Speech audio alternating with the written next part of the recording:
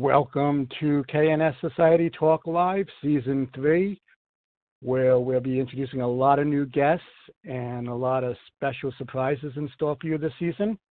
First, I'd like to thank our sponsorships. We're at Honesdale Cinema in Honesdale, PA, with new screens, comfortable seating, cheap prices, and all the new movies for your entertainment viewing needs. Visit Honesdale Cinema in the Route 6 Plaza in Honesdale, PA, when you're in the area. Also, I'd like to thank ultra-toxic television. It's not art, it's exploitation.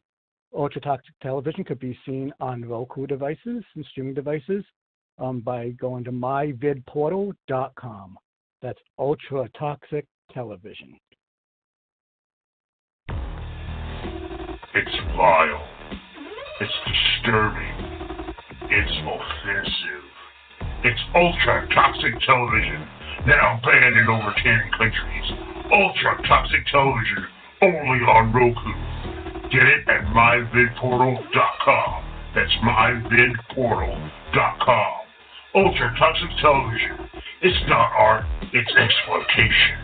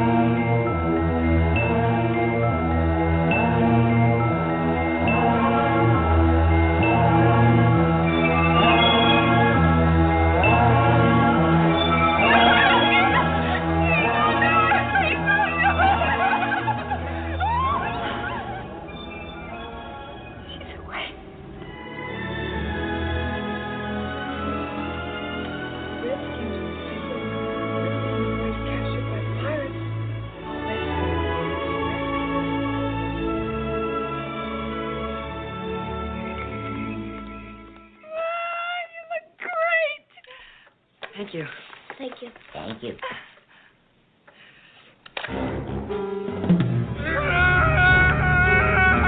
The wound gets infected, he will die.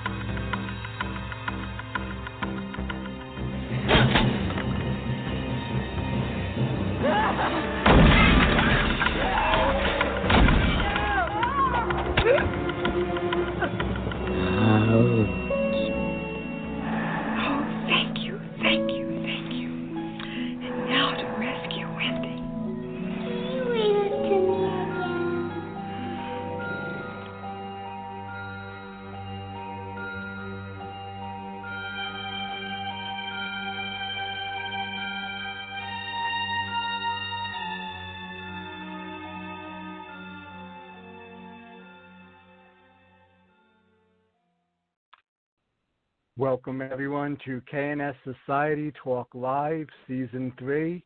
I am joined with other host, Peter Alden. What's up, guys? What's up, Keith? What's up, Lucian? What's up? And I'm joined by Lucian Toombs. Happy New Year, everybody.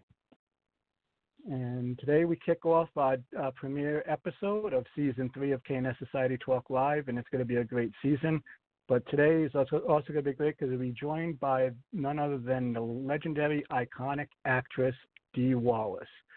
She has, her son befriended aliens in Steven Spielberg's timeless classic, E.T. She battled aliens and critters.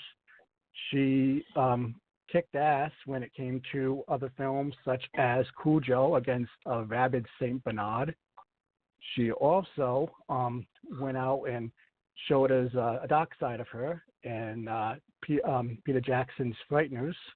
She was a victim of Michael Myers in Rob Zombie's remake of Halloween. And let's not forget, she also did a lot of other work on television and other films as well. I mean, her career goes on and on. She's a self-help author, a public speaker, a writer of 3 books. She has her own radio show. We'll be joined by Dee Wallace. So you guys, I'm pretty sure you're huge fans of Dee Wallace's work. I mean, she's legendary in the film industry. Yeah, definitely. She's worked with 2 Oscar award-winning filmmakers and 1 Oscar-nominated filmmaker in Wes Craven. People forget Wes Craven has been nominated for an Oscar before. So she's worked with the best of the best. Well, she has, and she is right up there being one of the greatest scream queens also in horror pictures. But let's not forget, she's a great dramatic actress as well, and also her portrayal in her many television appearances, she's just beyond phenomenal. And you should be joining us really shortly. Her career has spanned, let me see, from the 70s and on. She's worked with some of the best. I mean, people forget, she worked with Spielberg, or I wouldn't say early in his career, but when Spielberg was pretty hot, and then worked with a really young Peter Jackson in The Frighteners, pre-Oscar winning. So, I mean, she's worked with the best of the best, and she's been around forever and still making lots of films. So I'm very excited for the show. 1975 to present day. I mean, films like The Hills Have Eyes, Stepford Wives. Yep, Stepford Wives. And, she also worked with a few Rob Zombie films. Let's not forget Lords of Salem. She did a tremendous performance in that film as well. She was. I remember seeing that at the premiere. The Toronto Film Festival was the premiere. Wasn't a big fan of the film, but her cameo in the film was amazing. I mean, she's one of those actresses that I don't know what you guys think, but she just has a presence.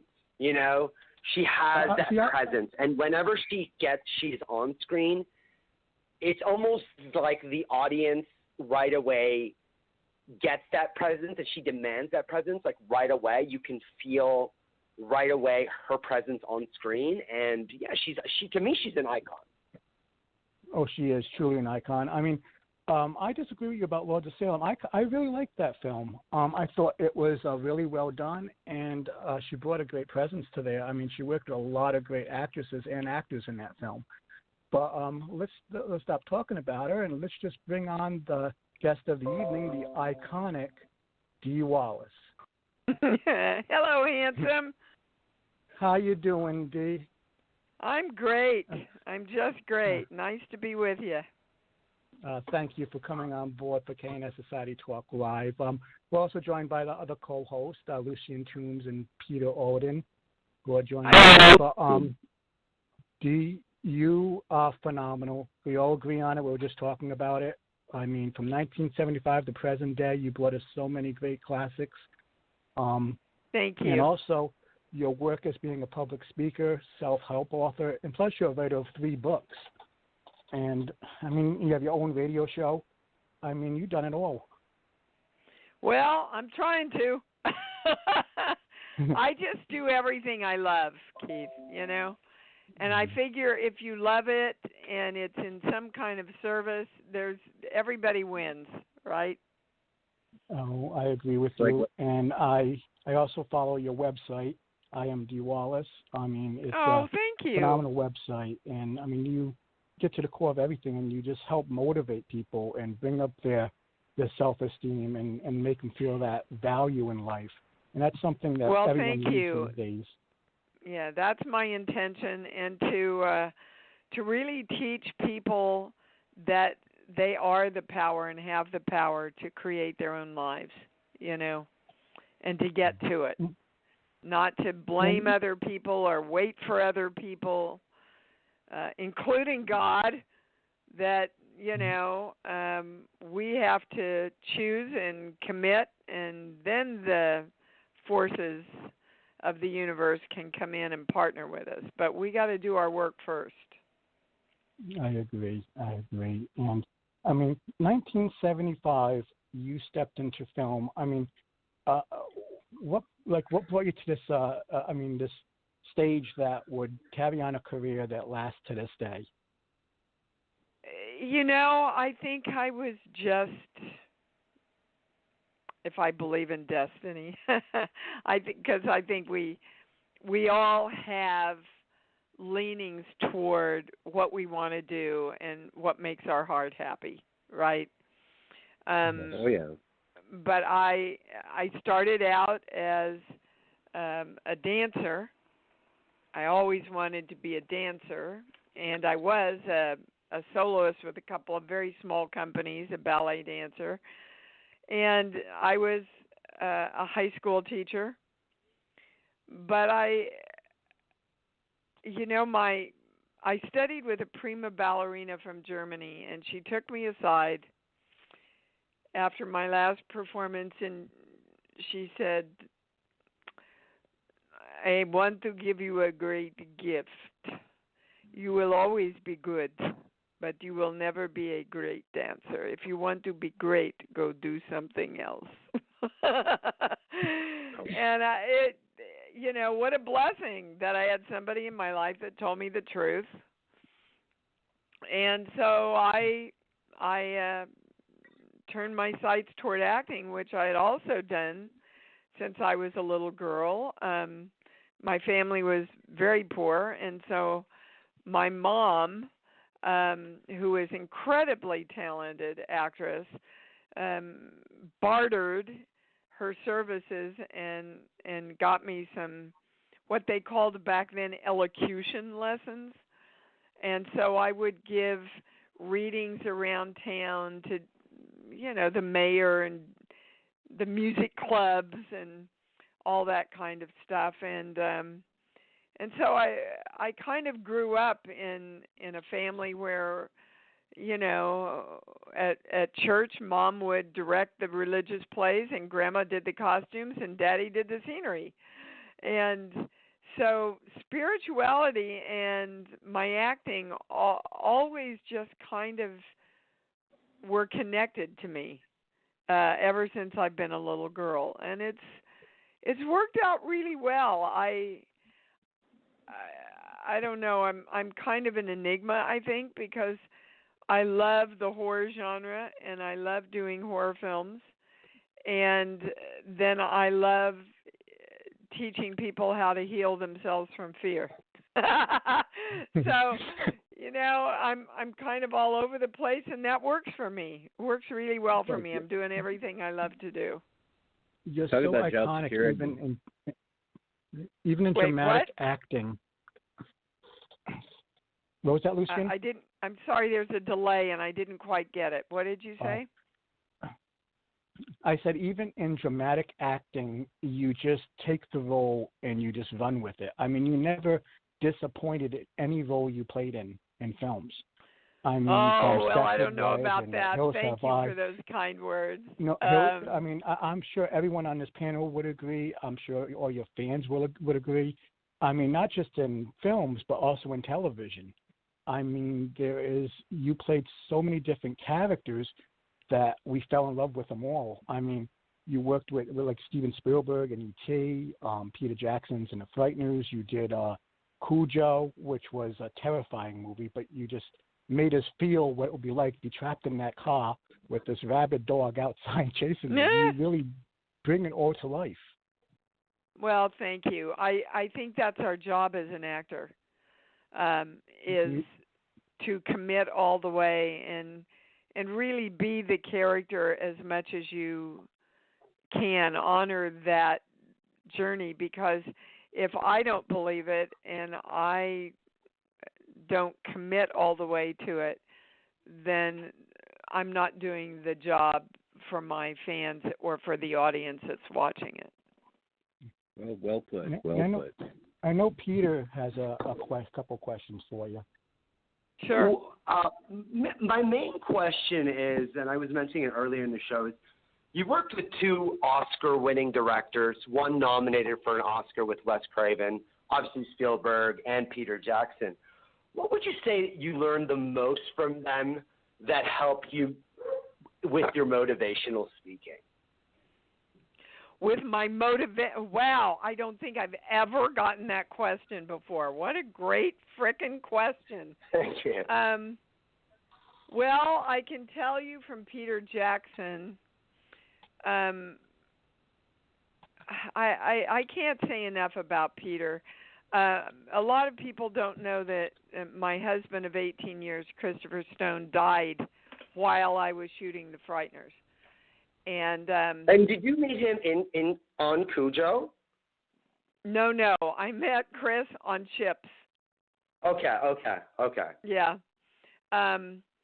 But he had a heart attack, and I flew back, and they did an angioplasty. And so I went back to finish the film. And 4 days later, he died of a blood clot. So I came back, did his service, and went back to finish the film. And, you know, the production, of course, was making all of the plane reservations for me because I was a kind of a mess. And so I went in to settle up with them and I figured, well, I'm just going to write this movie off because everything I've made is going to go to airplane charges. And I went in to settle with them, and they said, no, Peter wants to take care of this for you. This is the production's that's the kind of guy Peter is. And not just with me. I watched Peter lovingly listen to, respect, and take care of everybody down to the best boy on the set. If somebody had an issue, Peter sat down, they worked it out. And I think a lot of times American sets could really learn by that example. But I will always be indebted to Peter. He brought me back. He brought my daughter back. He brought my nanny back because obviously I couldn't leave my daughter after that happened. And just as a director, he was just a very giving soul. You know, Wes Craven, that's an interesting question because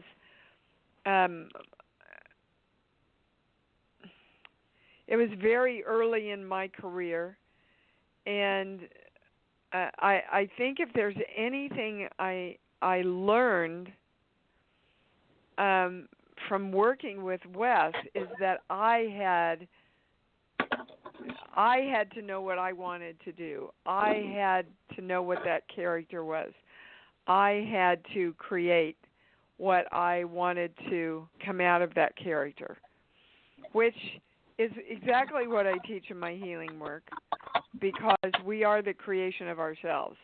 And if we're waiting for or blaming somebody else for not being able to create us and what we want to do, then we're looking in the wrong place, and you better start turning the finger back towards yourself. And I think if there's anything I learned from Stephen is that I have to be very clear about what I want, who I want to be, and the fact that no matter how big I get, no matter how many big things I do, or how small things are, when and if things drop out, which that's kind of the pattern of life, you know, the yin and the yang, that I never give my identity or my creation up to anybody else. Oh, wow. That I really have never looked at that from that perspective. I think that's the most brilliant question I've ever gotten, really. Oh, wow. And I do a lot of interviews, dudes. Oh, wow. I'm blushing. Well, to build on that question, now, like in the last 10 years, you worked with a lot of young filmmakers. Were there any young filmmakers that stood out for you in which you were able to like maybe parlay that energy into your motivational speaking? Because you worked with a lot of young filmmakers in the last, 5 to 10 years. Yeah, I try and give back. If I think they're talented, Ty, for example, I think is extremely talented. I would actually love to work with him more. There's so many. I don't even know if my daughter. I was blown away. She just completed her second short film, which she wrote and directed. And I was blown away about how she handled the set, handled me.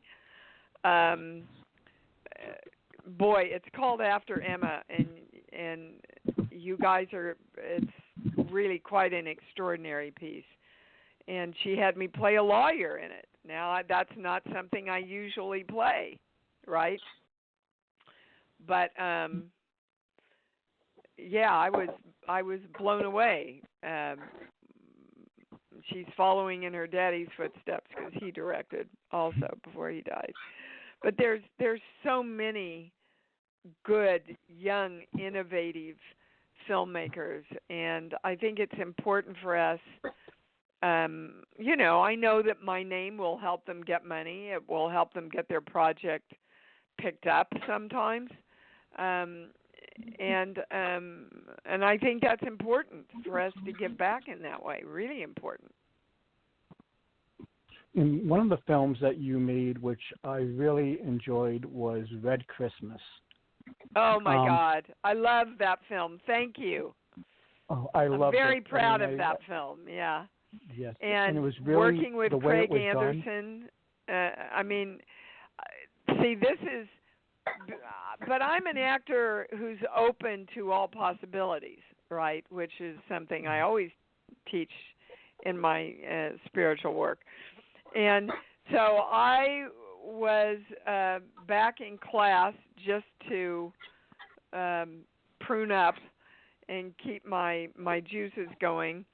And a guy in that class happened to know a guy in Australia that I had done work with, and he knew Craig, and Craig wanted to get to me, and that's how the script got to me.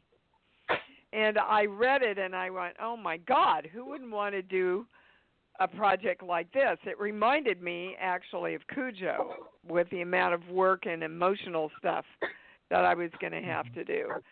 I think Craig is incredibly talented. I would work with him whenever he called me, and he, on top of that, is just the nicest frickin' guy in the world. So, yeah, I'm glad you picked out Red Christmas. Very, very proud of that film. It truly is an awesome film.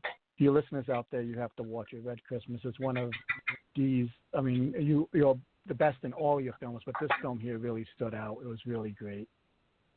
Well, I really got to use my chops and get into some of that material, and that stokes my boat. How was it working with Rob Zombie on his films like the remake of Halloween and also Lords of Salem? I adore Rob Zombie. I adore him. I adore working with him. I adore him as a person. He trusts his actors so much and gives us so much leeway to bring in our creative input. He has a very strong vision of what he wants, but then he trusts you to add to that. And there's nothing better or more exciting for an actor like me than a director, and all the big directors do this. I want to be on record for saying that. All the big directors, they hire the right person for the part. They tell them their vision. They give them good guidance, and then they allow them to bring in all their creativity. And like that's collaboration. Yes, this is a collaborative medium. Any kind of creative medium is really a collaborative medium. And all the great directors, whether they've made it yet or not, all the great directors listen to their actors, work with their actors, create alongside with their actors. It's the smaller, more fearful people, directors, and some of them are beginners and some of them are very established.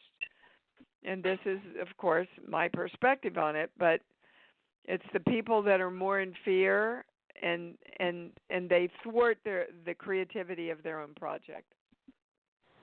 And when you were on set with E.T. and you were when you're involved with the film of E.T., did you know at that time that this film was going to go on to be such a timeless classic that last generation? No, you never do. You know, I said to Blake Edwards when we did 10, oh, Mr. Edwards, is going to be such a big hit. And he said, honey, if we knew what made a hit, we'd have a lot more of them. And I think that's true because there's so many elements that go into it, the marketing, the editing, whether the public is ready for the message, right? When you release it. You know, The Frighteners was supposed to come out in October. It would have done gangbusters in October. It came out in summer, if I'm not mistaken, It came right? out in the summer because another major film wasn't finished. And it was. I remember that. And it was so like the beginning Universal of summer threw it like in the that, summer movies, and it kind of got lost. Yeah, I remember so that very well. So all those things have to come together to make a hit. You know, just because you make a great movie, look at The Great Santini. I mean, it had to be picked up by another studio and reissued through a new lens of marketing, and then it became a success. And Lucien, we haven't heard from you. You're awful quiet today. Do you have a question for Dee Wallace? Oh, yeah, I was just going to say, yeah, there have been a lot of classic films that weren't big hits when they were first released. With the holiday season just passed, I'm reminded of It's a Wonderful Life. That was a bit of a box office disappointment when that came out, and it started, getting its reputation built up over the years. Question for you, Miss Wallace. You've done such a wide variety of films. How do you go about determining, whether or not you're going to do a project? I mean, do you go by the script, or is it like, I really want to work with that person, or? Well, it's different really in every instance. I have to like the script, I have to like the material, and I have to like the part. And then it's, let me take a meeting, do I feel, and this is important to me, do I feel honored and respected by the people who want to work with me? I'm negotiating a couple of deals right now, and they're kind of reneging on what the deal memo was. And I just said to my agent, look, I want to do this project, and it's more important to me to be respected and honored. So if they want to honor what the deal is that we made, then I'm there. And if they don't, then something else will be there. And I just think, and it's not just being a woman. I don't even want to go into that area in the business. It's being a human, and we need to get back to respecting and honoring each other, listening to each other, and committing to the deals and the agreements that we've made with each other, whether it's husband and wife, actor, studio, priest and child, whatever it is. We need to get back to integrity of our word. And that's why, if I feel like I'm acting, I'll cut the scene. I went, look, guys, I owe it to my audience to be more real and in the moment than I feel like I am right now. So I've got to figure out what's in my way of getting there, what's going on, because I don't just walk through it. If I feel like I'm not real, I feel like I've got cooties running all over my body. It's just I just can't do it, and I don't think any actor should do it. Now, you're a public speaker and self-help author. When you're public speaking, do you go on tours, like when you go to conventions, or like do you speak about the public speaking? Do you have a separate thing from your film conventions and your conventions for public speaking? Oh, sure. And yes, a couple of years ago, I went on a whole incredible East Coast tour, which was phenomenal. I could do the healing work 24/7. I just love it. And it's so gratifying. And yet, and I told this to my students when I had my acting studio, an actor and a film can heal more people in one night than a doctor can in a lifetime. And I believe that. I know that from all the stories I have from people who had miraculous stories about ET. And, my belief and my knowing is that actors and directors and creative people give people permission to cry when they won't, laugh when they can't, feel when they don't know how to and they've shut off, be angry, practice walking through fear. I mean, we give them all those opportunities. It's a very noble profession. Oh. And your listeners can tune into a lot of that at I Am Dee Wallace, your website. You speak a lot about the public speaking, self-help, and like I said, it's phenomenal and it's really inspirational. You're also a writer of 3 books. You want to elaborate a little bit about those? Well, they're all available on Amazon. And those of you that are interested in all the big movies and directors I've worked with and the spiritual lessons worked into that, Bright Light would be the book for you. And the other one of my favorite books is called Conscious Creation. It's all channeled, and it's really information on the creation process. And you also have do you still do the call-in radio show? I do. I have a free call-in radio show at 9 a.m. Pacific time every Sunday morning where you can call in. I'm a channel. I'm a clairaudient channel. And you can call in and ask where your blocks are or where you need to get into alignment to create money or health or relationships. Sex, I talk a lot about sex. I'm a big proponent of great sex. So if you think it's woo-woo and religious and you're not going to be able to relate to it, think again, because it's me. And I also talk a lot about brain science because personally I think Christ was teaching brain science, but he couldn't teach it in the words that we know of brain science now because people didn't have any basis of understanding any of that. So he taught in parables and stories, but basically, you know, when he said think only on these things, that's brain science.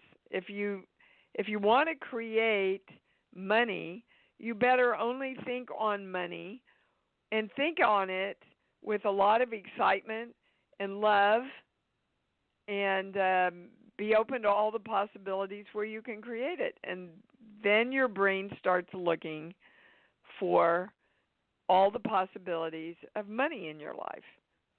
But if you say, I don't know how, I can't ever make enough money, you know, I'm just poor, I've always been poor, you're just going to keep living the life you've lived because you are literally giving your energy a direction to keep creating the same shit.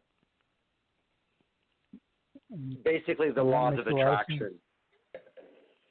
Well, yes, but what I teach actually goes beyond the law of attraction. Because people don't understand. They are the electrical signal that they send out, just like the old-fashioned radios that we used a dial to tune into, right? You are the charge you send out, and the universe will 100%. relate and respond to that charge. So whatever charge you're sending out, you're calling in that part of the universe to respond to you. I'm a big believer in that as well. How long did it take you to train your brain in order to get to the level that you are at right now? Because usually these things don't happen overnight. I'm doing it every day.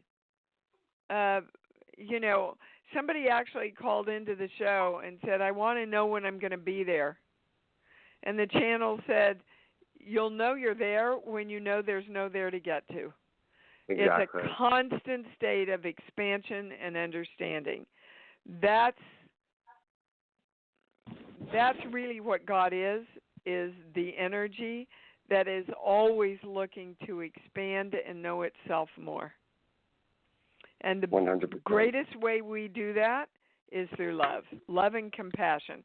Compassion, they've proven, is when you're in the state of compassion, understanding, empathy, and love for your disease, for another person, for your money situation. Okay, you're in the highest brain state possible when you are in the state of compassion.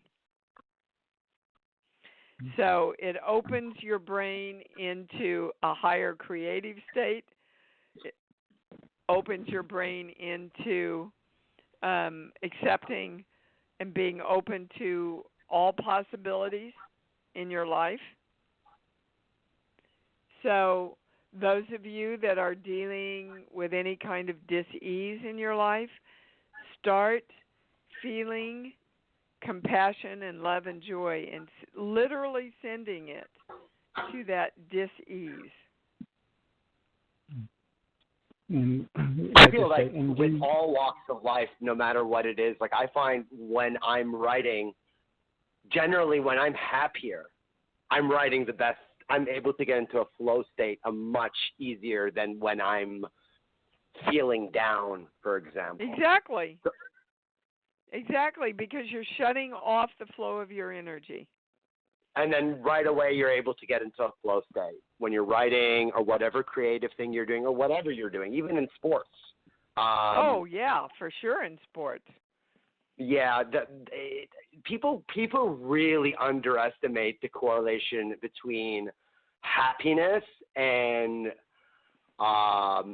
creating. Success. I think it's very forgotten because, like, I'll be honest, when I'm writing personally, it's very difficult to write when my mind is not 100%. Some people, they use anger. I've never been one of those people who can create good art with anger, but I've learned the happier you are, the more successful you will be in life. Absolutely. Hands down. And, no argument. And You're right. Like I say, I know you're very tight on schedule. But I want to say in closing with this interview with you that when there was a time, it was last year, heading in 2018, when I was going through Sloan Kettering for my battle with cancer, I tuned in the day before and I listened to your, you had a live show going on where you're inspirational talk and that, and it was very inspirational and it helped me get through a lot with the stuff you were saying. Oh, gosh. Thank you for letting me know that. And how are you now? Really, well, I still am going up and down battle, but I'm more triumphant on it now. Chemo's working great, and everything's going well with it. Okay, so hold on, because, I don't ask when I get the messages, but stuff's coming in. They really want you to use this compassion, love, and joy. And let me take just a minute before I go to explain that we all know what RNA is. RNA is what directs and informs DNA, which makes up our chemical makeup. So when you send love, compassion, and joy to your cancer, for example, you are literally directing your RNA messenger to take the messages of compassion, love, and joy to the dis-ease and to all cells and the space in between the cells. Okay? So we also know from my channel that love heals everything and creates everything. And the highest expression of love is compassion. So they want you to work with that diligently. And then, sheets, book, give me a song, honey. Any song that pops in. Stairway to Heaven? Okay. That is the core cause of your cancer is you don't know you can have heaven right now, that you're in heaven because you create it that way.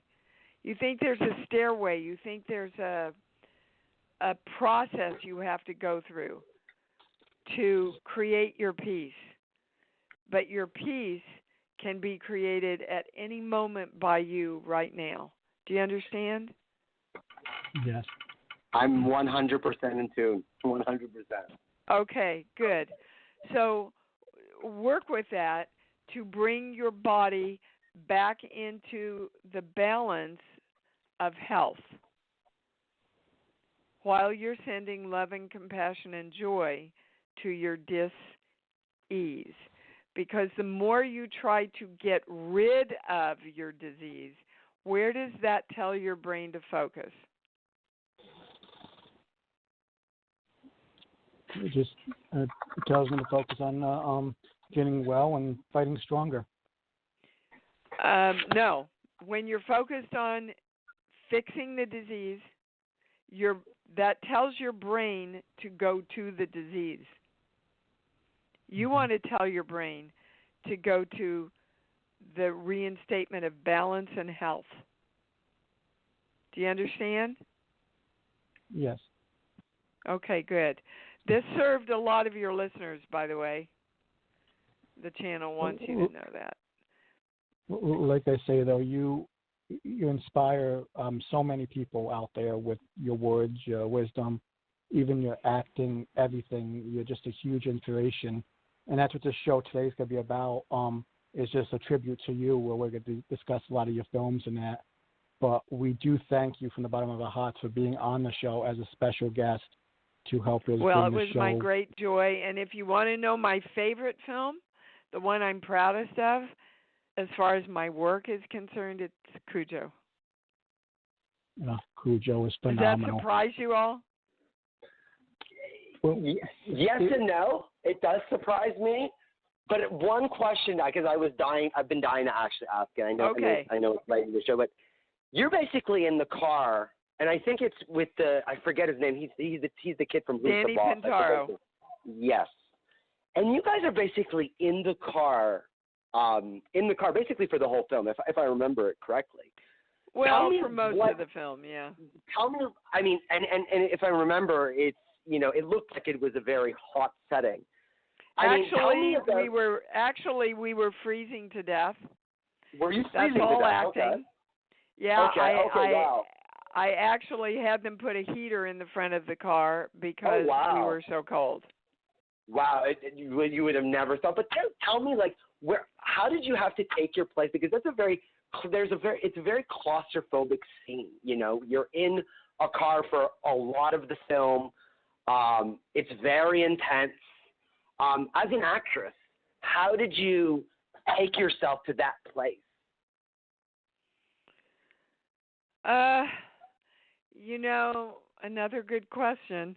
That film is all about fight or flight and keeping me and my kids safe, and what the lengths a mother would go to for her child. I had no children at the time, but I come from a family, spiritual family, religious family, Methodist. But my father was a severe alcoholic, and I watched my mother save us at pretty much every night of my life. And the lengths that she went to, God, it makes me want to cry, sorry, to protect us and love us. And, you know, I want to state that my father was this incredible, creative, beautiful man who had been ruined by the war. He had worked in the Red Cross section of the Army. And my mom would often say to me, "This isn't who your daddy really is. This is who the war made him." But I brought a lot of that with me in Cujo because I felt like most of my life I was in fight or flight. And that never knowing if you're safe, never knowing what's going to happen, you know, is he going to be that drunk tonight? Is he going to go after mom again? You know, that became a blessing. I want everybody to hear this. That became a blessing in my work because I was able to access in such a real way those feelings that she was going through. And that one moment when Danny says, "I want my daddy," and I lose it. And I say, "All right, I'll get you your daddy. I'll get you your father," right? And Dan, our beloved producer, came to me and said, "Dee, I want you to look at this because we're afraid people are not going to like you, and we don't know if we want to keep it in the edit." And I looked at it and I said to him, "Dan, if you cut this out, you're a fool, because every parent in the world has felt that moment with their kid. And by me doing it, I gave them permission to be okay with it." And do you know, it was that moment that almost every critic pulled out of the movie. So, you know, you have to use everything that you've got and everything that you are. I remember one of the things I think stood out in my career the most was a little movie of the week called The Texas Cadet Murders. And I have a 5-minute scene where I get the news that my daughter's been found murdered. And my agent sent it to me and said, "I don't think you're going to want to do this. It's only 3 scenes." And I read the first scene, that scene. I closed the script. I called my agent and I said, "How much do I have to pay him to do this?" Because there's nothing in my life that would be more horrific for me than finding out that something had happened to my kid. And I knew that so well in my heart that I had to do that scene. I had to. That's the sickness of an actor. I had to bring the truthfulness of that to life. And I can't tell you how many letters I got from mothers and fathers who had lost children thanking me for allowing them to experience the grief that they'd never allowed themselves to experience. It's a great honor what we do. A great, great honor what we do and how we serve. So with that, I will say good night. I hope I'm not leaving you on a downer there. No, but not thank at all. You so much. Not at all. Thank you so much, Dee, for opening up and sharing with us. You're a wonderful woman, a true inspiration. You inspired me through my ordeals with my battle with cancer. Also, I went through with an alcoholic father, and I went through the abusive side as well, with him abusing my mom and everything. And I saw a lot of it. So, I mean, you're just a wonderful woman and a true inspiration. I thank you for coming on to the show tonight. Well, thanks. And being a part of it. This has been a really we love you. Special show for me, guys. Thank you for having me on. Thank you. Thank you. We all love you. Have a good night. You back at you. Bye-bye. Wow. Wow. And that was Dee Wallace, who joined us today. She's such a phenomenal actress. Yep, she's such a phenomenal actress and human being. And like I say, those of you listening, go to imdeewallace.com and listen to her motivational speeches, the way she inspires others, the testimonies, everything. She's just a great woman, but also brought in so many great classics and films. I'm sorry to cut you guys off, but how phenomenal was that? I don't even want to call it an interview, but just her opening up to us. I mean, that gave me goosebumps. I don't know about you guys. I mean, I'm awake. I'm awake. Yeah, and I'm all emotional. Like I say, I wasn't expecting that at all. It was not just an interview. Like I said, this is a tribute to a wonderful woman. I've got my wife crying here. I'm all. I mean, I've got goosebumps. That was truly a special. That was truly a special interview. Truly was a special interview. And now, we're going to be going into more of the tribute of Dee Wallace as we'll be speaking about her films when we come back. But before we take a small break, I want to discuss with you our upcoming guests to K&S Society TALK Live. We have Sean Anthony Robinson, an Australian actor who will be joining us in the upcoming episodes. A great director, Rofi Kane-Fiske. I hope I said his last name correctly, but he brought us some great films also, like There's Nothing Out There and a lot of others. And we're also going to be joined by this wonderful human being next week with another tribute episode. He is the legendary wrestler, wrestler them all, and that is Buddy Colt. Buddy Colt. Wrestling, of course, is the oldest natural sport in the world. A professional wrestler. Controversial? Yes. Merciless? Yes. Ruthless? Yes. But most importantly, a superb athlete? Yes. I was talking to Buddy Colt here in Florida, and I understand that you're still very unhappy over the fact that promoter Paul Jones is trying to sign Dory Funk Jr. to wrestle against Jack Briscoe. Let me tell you this, and I think everybody's aware of it. I have defeated Dory Funk Jr. before. I have defeated Jack Briscoe. I have defeated practically every top wrestler in the world. None of these men can defeat Buddy Colt. And I think you and all these wrestling fans and Paul Jones are well aware of this. I should be the man in the ring with Jack Briscoe for the world title match. And let me tell you this, in a film coming up, you will see the devastating power of Buddy Colt. Buddy Colt, one of the top 10 professionals in the nation today, continues to wreak havoc on opponents all over the world. Colt, a former Marine and champion wrestler in the amateur ranks, born and raised in New York City. He has a style when he wrestles that allows a man no quarter whatsoever. Colt is a fearless competitor, superbly conditioned, and attacks his opponents from all sides. Colt has a master of holds, but he combines the rugged ability using his fists when necessary or his feet when necessary. He shows an opponent no mercy whatsoever. Wrestling, one of the top 10 spectator sports in the nation today,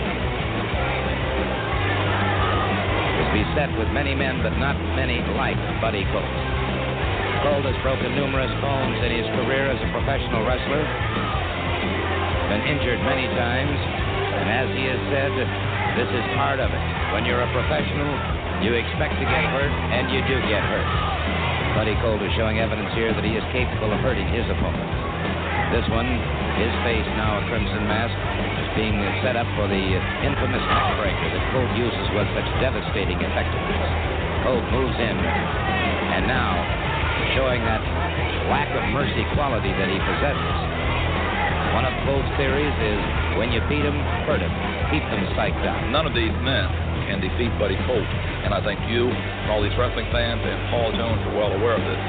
Colt stays in superb condition by working out daily and by wrestling as often as he can. Buddy Colt, a professional wrestler. Controversial? Yes. Merciless? Yes. Ruthless? Yes. But most. And he'll be joining us next week, the one and only Buddy Colt. Now, as we return back Colt to a is probably the special most tribute, underrated wrestler of all time, by the way. Underrated ain't the word of it. I mean, this man fought all the best. Back when wrestling was wrestling, he was involved, and it's going to be great to have him on the show. But back to the tribute of Dee Wallace, like I said, it was a phenomenal interview with her. True inspirational woman. She's done so much for the entertainment world, also motivation and the guidance. She's just a wonderful woman. Now, let's talk about some of her films through the history. As we'll start off with the, as she mentioned, Cujo, which Cujo to me was one of my favorites of hers. I mean, I love all her films. The top ones I really liked were like Cujo, The Howling, E.T., and also one of my favorites, like I mentioned, was Red Christmas. What's your thoughts on Cujo? Well, the thing with Cujo is a lot of people don't know, but Cujo was meant to be directed by Peter Medic. Peter Medic is a pretty well-known filmmaker.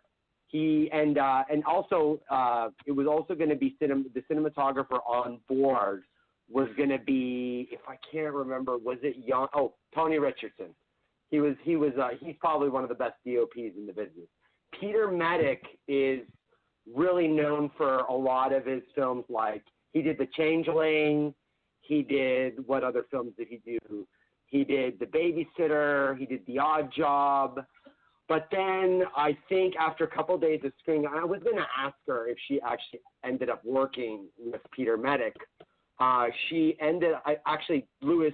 Teague ended up taking the directing role. And to be honest with you, I love Cujo. But Cujo's one of those kind of films.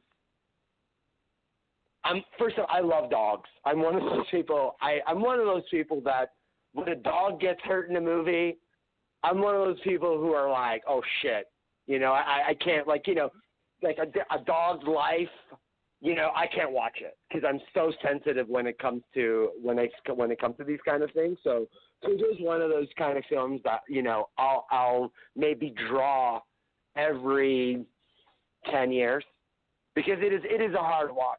It is a very claustrophobic film. A lot of the film is Dee Wallace and I forget his name. The kid from Who's the Boss. I forget his name off top of my head. I know she mentioned it earlier. I mean, it's literally they're in a car for a good portion of the film, and it's a tough watch. It's a great film. I mean, it's a classic, but it's one of those ones I have to really pull myself together to watch because it is a very harsh, it's a very raw film. but I like it. I do like it. I do think it's one of the better Stephen King films. I feel like definitely. when it did come out, it didn't get the best critical acclaim, but over the years, it has had a cult following, and it has, garnered some people who actually think it's very, very, very strong and brilliant, and her performance is amazing. I mean, what would you guys think of it? Oh, I agree. You heard my point. Lucian, what's your thoughts on Cujo? Oh, I saw it in theaters back when it came out, and I mean, I hate to sound kind of corny, but it's truly a gripping movie because, I mean, it has your attention every step of the way. And you could almost compare it to Jaws in some respect in that totally. Just the tension and, the fact that, her safety is very tenuous at best. And she's looking after her son, and the monster is just literally circling her. Like you said, it's definitely one of the best of the Stephen King adaptations for sure. I agree. Lucian, do you have a cold? Huh? Do you have a cold? Yeah, unfortunately. Me too, man. We both have colds. Okay, cool. It's the weather down here. It's the weather down here. Me too, man. I've got a cold. I've got like the flu or whatever. It's all good, man. We both got the cold. We were both sick together, so it's all good. Oh, it is this weather. I agree. I mean, a lot of people are sick. This weather, don't know if it's going to stay warm or cold or wet or dry or whatever. It's bipolar this season. Yeah, I'm sweating. I'm sweating here. I'm sweating here. I'm sweating balls here, but it's all good. I'm having a good time. I mean, the interview. I'm not gonna lie, guys. It gave me goosebumps. I've got to kind of get my bearings together. But yeah, go on, Keith. Sorry for cutting in there. Cujo to me was like she said, it was so powerful when it came out, and what you said, Peter, also the claustrophobic of the shooting with being in the car and that, and plus myself being an animal lover and having the Saint Bernard play the villain of the film. And I know. The sad part is you see it as the sad part of the whole thing is seeing how the dog is so lovable at first, and when it's bit and it starts transforming into this monster on screen in front of your eyes, and to see that all happen. I mean, it was just so powerful, and the acting in it was just phenomenal. I mean, like the rage she let out in the car with the son having the seizure in the car. What is the mother to do? She has to save her son. She has to get out back to safety. She has to conquer this evil that is before her, and she stands toe to toe against it. It's just a powerful film, and it's like Lucian said, one of the best Stephen King adaptations that came out in cinema. It's underrated for sure. For one of the for a horror movie, it's very underrated if you ask me. And I want to talk about Red Christmas. And Red Christmas to me was another one of her wonderful work. It is a great film. It's a horror film. But the principle and the plot line and scenario of the film, it's to me, I don't think it's ever been done. It was just phenomenal, and it's just a great film. Have you seen Red Christmas, Peter or Lucian? You know what? I haven't. Right now. You have to really check this out. I mean, it's.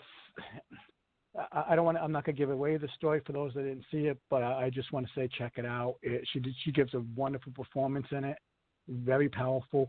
But the storyline and the plot of the film is just beyond words. I mean, it's really great. I mean, she gave another great performance, and of course, The Howling, which is one of the best werewolf movies out there.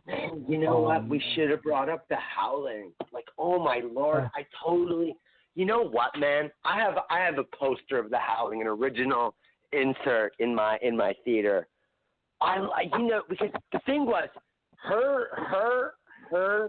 I don't like even saying the word interview, but our little segment where we were talking with her was so touching and so gripping and so inspiring that for a minute there I was totally at a blank because it was so moving. The Howling is such a great film. I mean, she was in The Howling. She was the main actress in The Howling. And The Howling was powerful. I mean, a werewolf film, it was just to go to this colony to get away and to find yourself, and all of a sudden the whole colony is werewolves. Dude, we can do 2 hours on The Howling if you want. Okay? I love The Howling. Joe Dante, directed by Joe Dante. The special effects. And if I'm not mistaken, Dante also did Gremlins, if I'm not mistaken. Correct? Oh, yeah. Yes. Yeah, definitely. Okay. So there's that's that kind of Spielberg link there. We've got E.T., Howling, Gremlins. Howling is one of those movies. What I remember the most about Howling, I mean, I will never be able to watch Howling the same after talking to Dee Wallace because, again, a very inspirational person. Again, I'm really, really taken back by everything she said. But The Howling, I would put there that and Wolfen, probably my 2 favorite werewolf movies, even above American Werewolf in London, even above the original Werewolf. I think Howling would probably be up there as, I mean, I'll send you the picture after of the poster. It's a beautiful insert. Yeah, I mean, it's probably, and it's very, very revolutionary when it comes to special effects and makeup. But the final, do you guys remember the final scene of Howling? Yeah. Oh, yeah. How can you forget? Probably the most the memorable scene in any werewolf movie ever. And also, once again, she played with her husband in that one, Christopher Stone. I mean, it's just, I can say that with her and Christopher Stone, they played together in Cujo and such. But I mean, they were